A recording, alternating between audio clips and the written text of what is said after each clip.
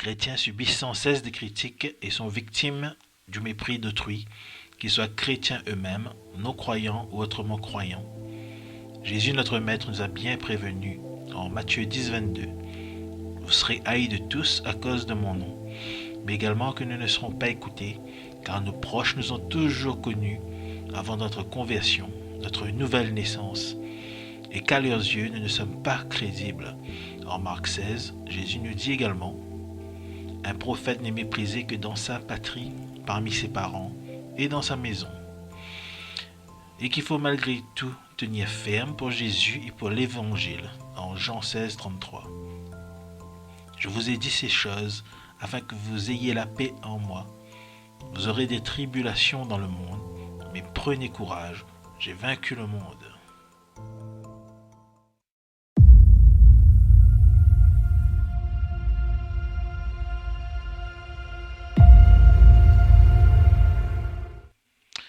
Cela est bien connu. Les chrétiens aiment critiquer les autres.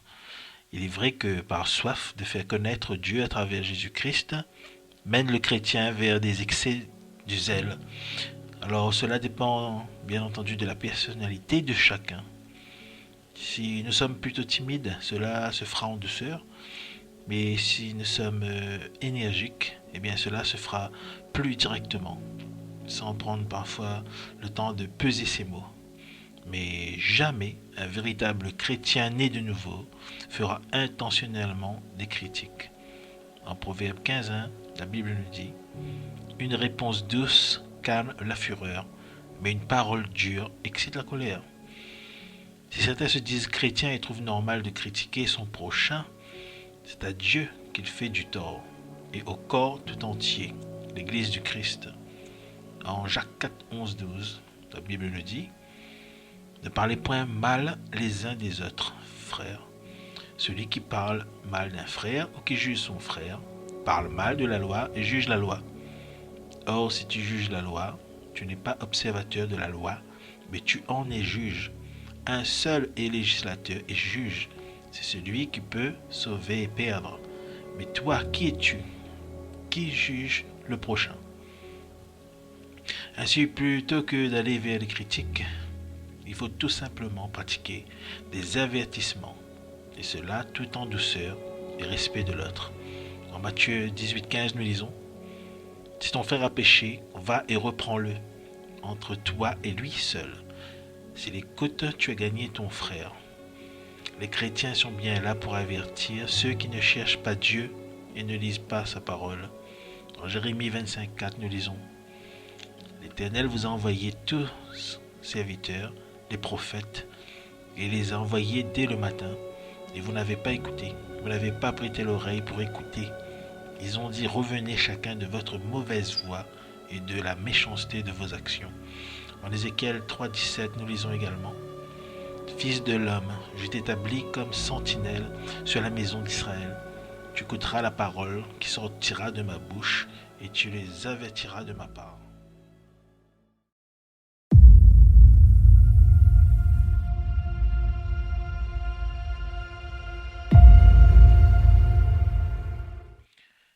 Les gens disent que nous sommes dans le jugement, alors que le jugement n'appartient qu'à Dieu. Car nous lisons en Romains 2, 1, 2: ô homme, qui que tu sois, toi qui juges, tu es donc inexcusable, car en jugeant les autres, tu te condamnes toi-même. Puisque toi qui juges, tu fais les mêmes choses. Or nous savons que le jugement de Dieu est selon la vérité sur ceux qui commettent de telles choses. Ce que nous faisons en réalité n'est que de l'évangélisation, ce que Dieu nous demande. Dans 1 Corinthiens 9, 16, nous pouvons lire: si j'annonce l'évangile, ce n'est pas pour moi un sujet de gloire, car la nécessité m'en est imposée. Et malheur à moi si je n'annonce pas l'évangile. Dans 2 Timothée 4, 2, nous lisons également: prêche la parole, insiste en toute occasion, qu'elle soit favorable ou non, réfute, reprend et encourage. Fais tout cela avec une pleine patience et un entier souci d'instruire. Dans Matthieu 28, 19, allez donc, faites de toutes les nations des disciples, baptisez-les au nom du Père, du Fils et du Saint-Esprit, et enseignez-leur à mettre en pratique tout ce que je vous ai prescrit. Et en Romains 1,16, en effet, je n'ai pas honte de l'évangile de Christ. C'est la puissance de Dieu pour le salut de tout homme qui croit, du juif d'abord, mais aussi du non-juif. Ainsi le jugement divise forcément et crée de l'animosité entre deux avis différents. Je parle ici d'avis car il s'agit simplement de la pensée humaine de deux personnes, tandis que l'évangélisation, elle, cherche à ramener une personne égarée à Dieu. Celle qui agit ainsi agit selon la vie de Dieu et non de la sienne. La personne en face d'elle, malheureusement, agit selon sa propre pensée, sans celle de Dieu, mais bien avec celle du monde.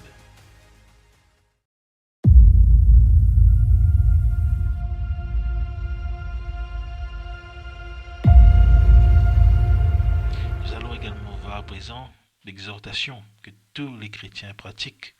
Alors, en Tite 2,15, la Bible nous dit: dis ces choses, exhorte et reprend avec une pleine autorité, que personne ne te méprise. En 1 Thessaloniciens 5,14, nous vous prions aussi, frères, avertissez ceux qui vivent dans le désordre, consolez ceux qui sont abattus, supportez les faibles, usez de patience envers nous. À ne surtout pas confondre avec la condamnation, qui est juste le résultat de la désobéissance envers Dieu. En Luc 6,37, nous pouvons lire: ne jugez point, et vous ne serez point jugés. Ne condamnez point, et vous ne serez point condamnés. Absolvez, absolvez, et vous serez absous. En 2 Corinthiens 7,3, nous pouvons lire: ce n'est pas pour vous condamner que je parle de la sorte, car j'ai déjà dit que vous êtes dans le cœur à la vie et à la mort. En Marc 16,16, celui qui croira et qui sera baptisé sera sauvé, mais celui qui ne croira pas sera condamné. En 1 Samuel 12,15, nous pouvons lire: mais si vous n'obéissez pas à la voix de l'Éternel, et si vous êtes rebelles à la parole de l'Éternel, la main de l'Éternel sera contre vous, comme elle a été contre vos pères. L'exhortation peut déranger, car la personne qui a la pensée du monde se sentira visée et agressée. Si elle se sent ainsi, c'est qu'elle n'a jamais rencontré Dieu. La réaction première est de rétorquer violemment en accusant l'autre personne de vouloir condamner, alors qu'une remise en question serait plus appropriée. Voilà, frères et sœurs, quoi qu'il en soit, la parole de Dieu ne fera jamais l'unanimité, car en matière de foi, il faut abandonner ses propres raisonnements, car elles viennent toutes du monde. C'est pour cela qu'il faut naître de nouveau. Un renouvellement total de l'esprit pour comprendre et surtout accepter ce que nous demande Dieu dans sa parole. Soyez tous bénis.